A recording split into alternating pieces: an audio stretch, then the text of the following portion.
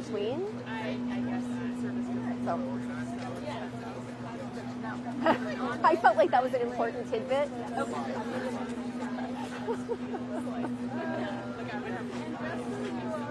Robert, remind me to tell you very. So whatever you say from this time forward could be on the way.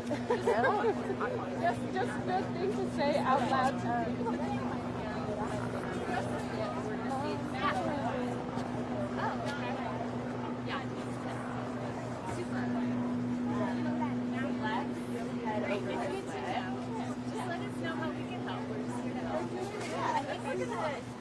Do you have any suggestions for like staging photos? Do you want my entree box to not be? It's probably this group. Yeah, not these people. We don't know them. Yeah. So it's just kind of small. I think. Yeah. You guys have a copy of the photo really quickly? I can also do this. Oh, I was just saying because we're uploading out. Are we on okay. Yeah. Is this? Okay. Yeah, we're just okay, someone. Okay, sure.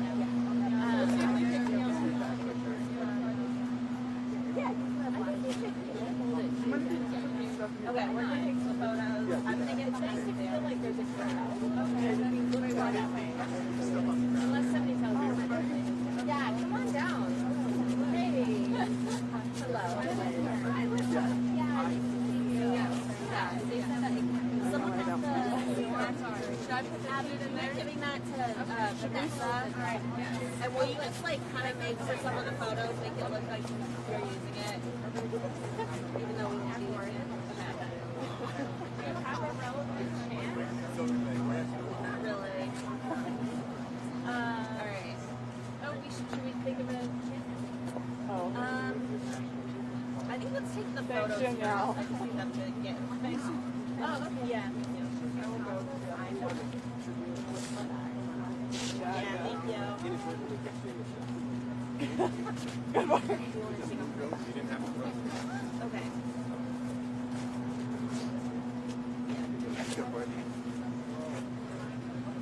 Yeah. Do you want to come in on this end, please? Yeah, sure.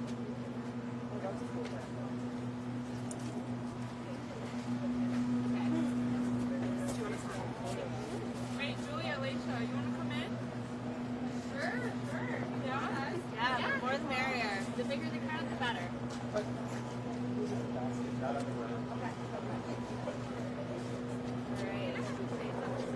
Lines up, everybody.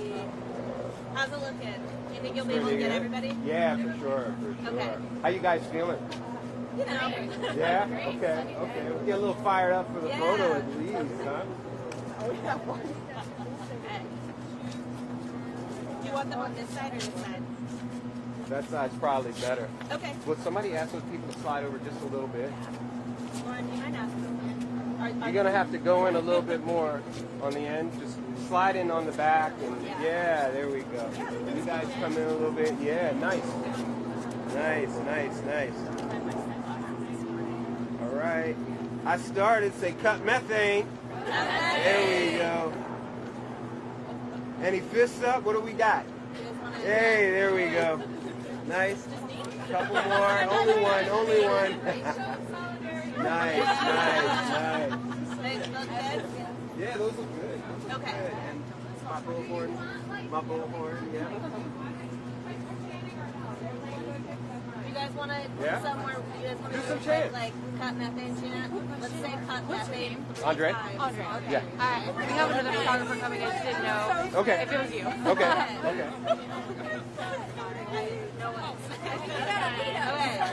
Okay, let's do that. When I say cut, you guys say method. Okay, ready? It's going to take some action shots. So There we go. Okay, lean in. Cut. You're the one. Cut. Methane. Cut. Methane. Cut. Methane. Cut. Methane. Cut. Methane. Big faces so we look like we're yelling. We're taking action shots here. Cut. There we go. Methane. Cut. Methane. Cut. Methane. Okay. Good? Gotta get some good ones? Okay. Yep. All right, let's have our speakers line up here. Vanessa, you feeling ready? Vanessa is definitely. She's born ready. Yeah. Where do you want us? I think like I think she came off where we're supposed to see her.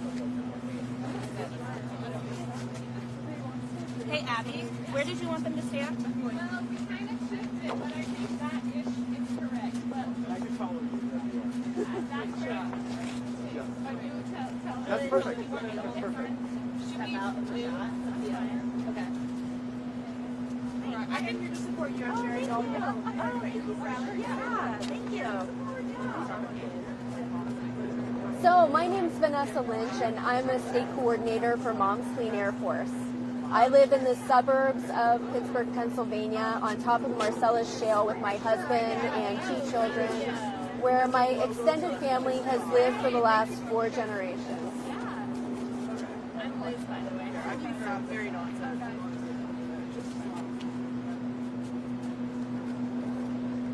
I support comprehensive methane safeguards from the EPA to protect children's health from all sources of oil and gas methane pollution, including small wells and routine flaring. Pennsylvania is the 2nd largest producer of fracked gas and thus a significant producer of methane pollution. I've witnessed firsthand the impacts the oil and gas industry has had on my community. A well pad's been fracked in a medium-density residential area of my local township, which means there are houses, children, parks, daycare centers, assisted living facilities, and schools located nearby. In Pennsylvania, nearly 1.5 million people live within half mile of an active oil and gas facility.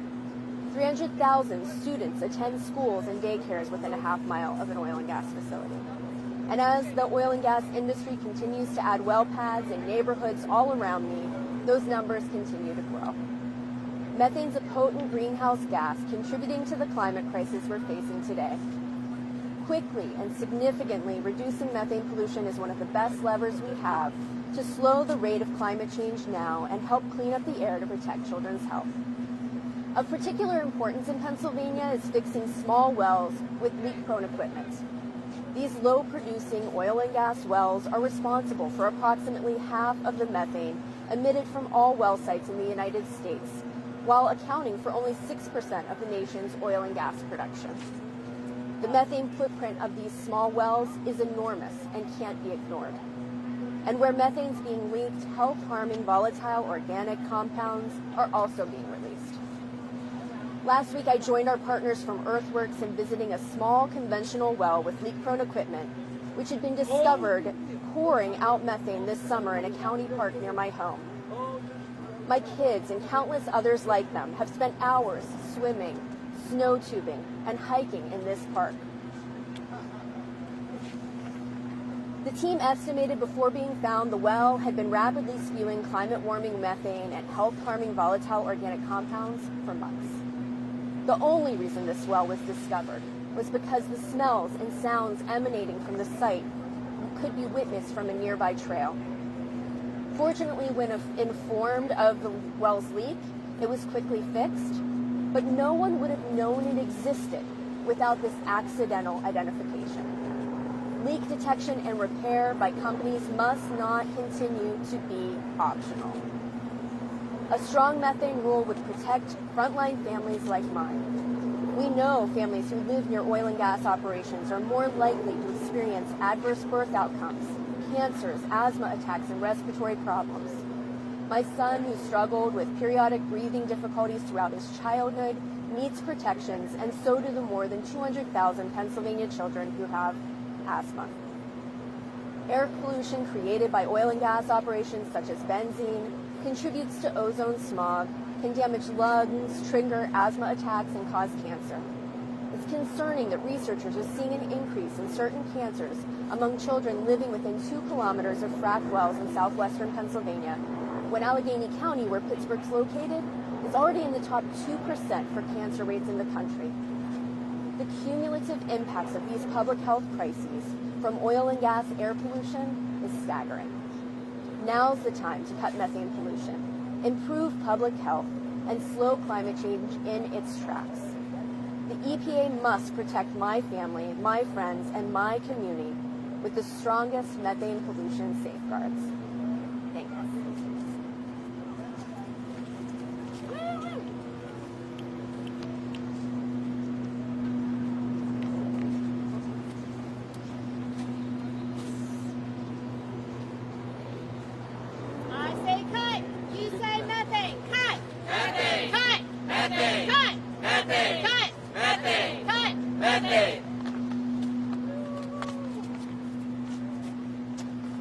morning. My name is Dharma Santos-Santiago, and I am the Climate Justice and Clean Air Advocate at GreenLatinos, a Latinx-led nonprofit dedicated to the environmental liberation of our people. We're here today because the EPA has not yet released their supplemental proposal to cut methane emissions from active oil and gas operations.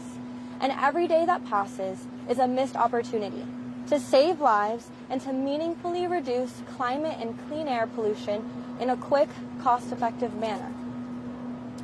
I'm here today because 1.6 million Latinx people live within half a mile of an active oil or gas facility. This means that 1.6 million Latinx people live, work, pray, and play in spaces where methane, alongside toxic co-pollutants, is threatening their health and well-being. These toxic co-pollutants, such as benzene, can worsen asthma and other respiratory diseases, increase the risk of heart attacks and other cardiovascular diseases, increase the risk of cancer, cause immune system damage, and even developmental problems in children. Decades of environmental racism has turned Latinx communities across the country into sacrifice stones, where these environmental injustices are faced each and every day. And even those not living near fossil fuel operations are still at the front lines of the climate crisis caused by the fossil fuel industry. We know that methane is a strong climate warmer, 80 times stronger than CO2 in the short term, and is accelerating the pace of the intensity of the climate crisis. I can see it in Florida, my home state, where Hurricane Ian hit just last week as a Category 4 hurricane.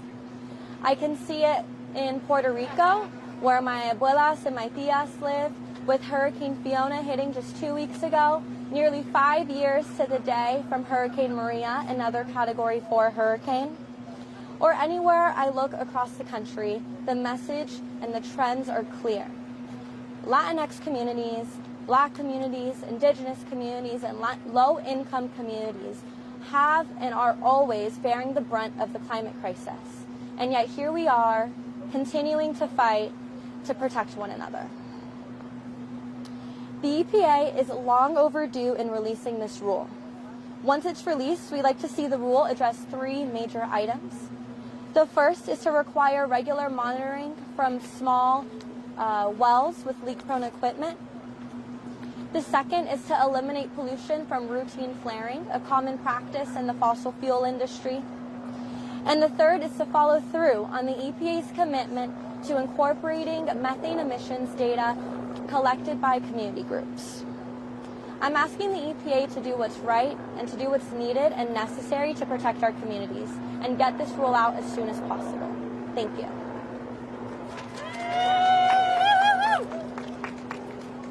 What do we want? Clean air. When do we want it? Now. What do we want? Clean air. When do we want it? Now. What do we want? Clean air. When do we want it? Now. What do we want? Clean air. When do we want it? Now. I say cut. You say methane. Cut. Methane. All right. Well, good morning. Good morning. Morning. And thanks to everyone for joining us for today's National Day of Action here in front of the White House, at events in Colorado, Pennsylvania, Texas, and New Mexico, and watching on the live stream. My name is Lissa Lynch. I'm an attorney in the Climate and Clean Energy Program at NRDC. So what are we doing out here today? Why a day of action? Why now? Because progress on addressing methane pollution seems to be stuck. President Biden's Day 1 executive order on public health and the environment called on EPA to propose standards for the oil and gas sector methane emissions by September 2021. And EPA almost met that deadline with their first proposed rule. And that was an important first step. But it fell short in some critical ways. And so now, here we are, more than a year later, still waiting on a supplemental proposal to close the loopholes that original proposal left open. And so we're out here today asking for the administration to move, and to move now.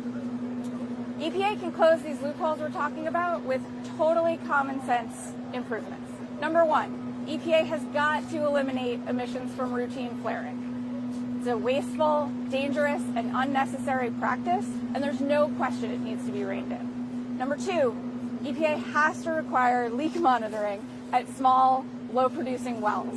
Leaks are the largest source of emissions from the oil and gas sector, and low-producing wells are responsible for roughly half of those emissions.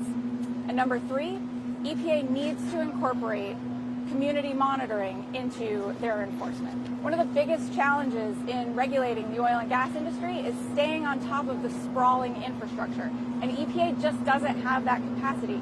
But community groups on the ground can help fill that gap so that leaking equipment can be found and fixed quickly. About a year ago, I testified at the public hearing for EPA's first proposed methane rule, and in my testimony, I talked about the latest round of alarming climate studies. The IPCC's 2021 report had just come out, detailing the devastating impacts climate change is already having across the country and the mounting costs of our continued failure to act. And in that report, the IPCC pointed out that methane pollution is the second biggest factor in the warming that we've already experienced so far. In the year since, we have seen one climate disaster after another. Devastating heat waves in India, in Pakistan, across the US, and in the UK. Extreme flooding events in the Midwest, in Pakistan, in Korea, and severe drought in China, in Europe, and in California right now. The frightening trends continue in this year's climate reports. So the IPCC's report this year found that the concentration of methane in the atmosphere right now is the highest it's been in 800,000 years. And a recent NOAA analysis showed that 2021 had the largest annual increase in atmospheric methane since recorded measurements began. So without action, things are trending very much in the wrong direction. But there is good news about what we can do about it, because cutting methane pollution is the biggest near-term opportunity in the climate fight. Methane is a powerful greenhouse gas, more than 80 times more potent than carbon dioxide. And since it has a shorter lifetime in the atmosphere, when we prevent near-term methane emissions, it has immediate climate benefits. The IPCC concluded that cutting methane emissions stands out as a way to drive both short and long-term cooling. And they found that 50 to 80% of oil and gas methane emissions could be eliminated at pretty low cost with existing technologies and practices. So we already know how to do this. Last year's UN Global Methane Assessment reached the same conclusion, that limiting methane emissions is one of the most cost-effective and fastest ways to reduce the rate at which the planet is warming. That report found that readily available measures could reduce methane emissions 30% by 2030, and that over half of those measures are actually cost-saving. So cutting methane pollution is not only cost-effective and doable, it will also have an immediate impact on global warming. There is no clearer win-win in the climate fight than action on methane. And there's no question that we need the Biden administration to act, and to act now. So thank you all for coming out.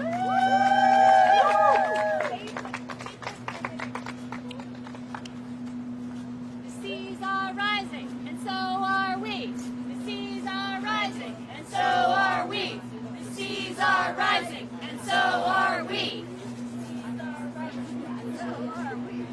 Cut! Methane! Cut! Methane! Cut! Methane! Cut! Methane! Cut! Methane! Cut! Methane! What do we want? Climate action. When do we want it? Now! What do we want? Climate action. When do we want it? Now! What do we want? Climate action. When do we want it? Now! What do we want? Climate action. When do we want it? Now! Some waving.